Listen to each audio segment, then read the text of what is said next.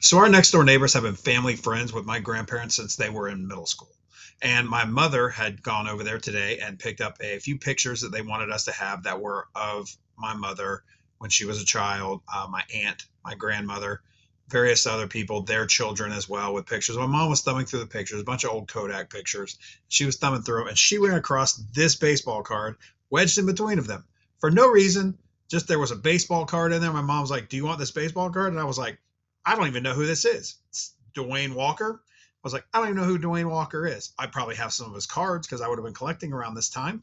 And I was like, so maybe I've got some cards of his, but I'll always take a baseball card. You guys know me. I'll take a free baseball card any day of the week. So then it took me down a rabbit hole of, oh, well, let's see who Duane Walker is. Let's see if we can figure out what kind of player he was. See if maybe there's some reason that I should know his name or should have remembered him.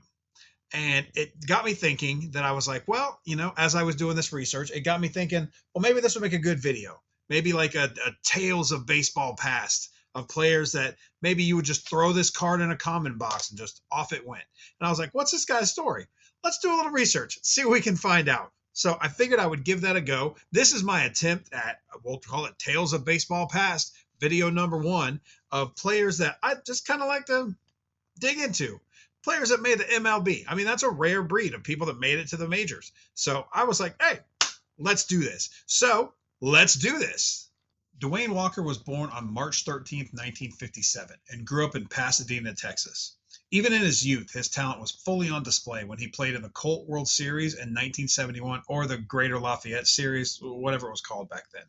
Many notable MLB players have put their skills to the test in this tournament, including such names as Tony La Russa, Lou Piniella, Bobby Bonds, Sid Fernandez, and Rick Aguilera, just to name a few. Walker stayed home and attended San Jacinto College, the Pasadena campus. SJC also includes 2 campuses in Houston and other campuses in various cities in Texas.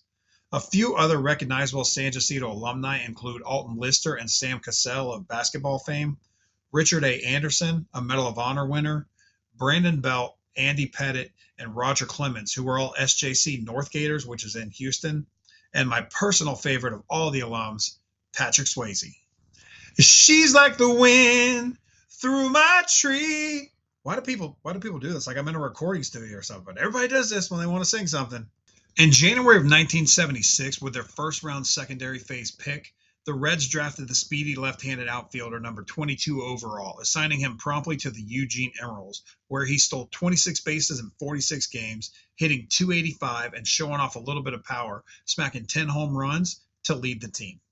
He played out the season with the Tampa Tarpons, where Walker again put his speed on display, stealing 17 bases in only 29 games. Back again in Tampa for the 77 season, Walker hit .249 with 2 home runs and swiped 40 bags in 112 ball games. 78 and 79 saw him in Nashville with the Sound, where in 1979 he hit .303 with 9 home runs, 46 stolen bases, and he won the Southern League All-Star Game MVP. 80 through 82 had him in Indianapolis, where in 1981 he hit a career minor league high of 19 homers. May 25th, 1982, Walker made his major league debut, going 0 for 1 with a strikeout and a sacrifice hit in the bottom of the 5th inning off Phillies pitcher Larry Christensen. A sacrifice bunt that Christensen bobbled, but the pitcher was still able to throw out the runner Cedeno at third. Walker was then replaced by a pinch runner, Paul Householder, who promptly stole second.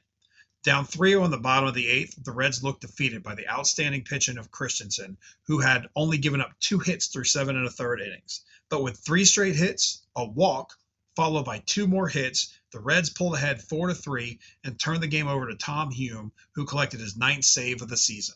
10 days later, on a rainy day in New York, with 1 down in the 2nd inning, Walker got his first big league hit off of the Mets' Mike Scott.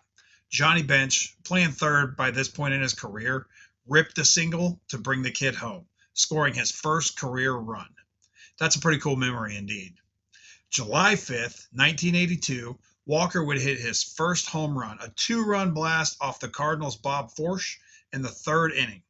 Tom Hume couldn't quite snag the Reds a win in this one, giving up a run in the 10th inning to the Cardinals, and the Reds lost the game 6-5. Walker hit 24 home runs over his 5-year career with the Reds, Rangers, and Cardinals. hitting his final home run with the Rangers in 1985. He only stole 25 bases over his big league career, which is a bit shocking considering his lofty early minor league steals numbers. Perhaps it was an injury situation. I couldn't really find anything on that. Or it may just have been the Reds not running much, but the team stole around 150 bases a season the years Walker was there. So maybe not. In my opinion, Walker's best day in the majors came in his rookie season, August 16th, 1982, at home, a night game against the Houston Astros. Nolan Ryan on the mound, who 20 days before had just thrown a complete game to defeat the Reds, striking out 13 in the process. Batting second, the rookie inched to the plate to face the legendary fireballer, who was more likely to hit you than to serve you a pitch to hit. Under the lights, facing Nolan Ryan for the first time. See, Walker hadn't played in that July 27th game. While in the on-deck circle, he had just watched Ryan strike out teammate Tom Lawless to start off the Reds' first inning. Ryan came set, went into that famous delivery, and boom! Walker took the strikeout king deep and put the Reds up 1-0 in the first. Walker's next at bat came in the third, and the likelihood of catching one to the dome exponentially increased. Ryan came set. The pitch swung on and belted by Walker, his first ever and only multi-home run game in the majors. The Reds went on to defeat the Astros in the 11th inning. Ryan was out of the game at that point on a Mike Vail single to left, driving in Cesar Cedeno. Walker would homer off of Ryan one more time in his career in 1985, and with 3 career home runs off Ryan, would end up tied for 9th with and ahead of some pretty big names and career homers off of Nolan Ryan. Not an official baseball stat, but I mean, come on, it should be. Walker bounced around 86, 87, and early 88 in the minors and got one last shot in 88 with 24 games, where he actually only had 24 plate appearances with the Cardinals. My man Will the Thrill leads in that category of most home runs off of Nolan Ryan, and that's 6 home runs in his career. I tried searching for a Where Are They Now type update for Duane Walker, but all the top results came back on someone that is definitely not this Duane Walker. And it is not a rabbit hole I recommend anyone going down. So as far as an update, I unfortunately do not have one. If anyone does or has information on a TTM, please let me know.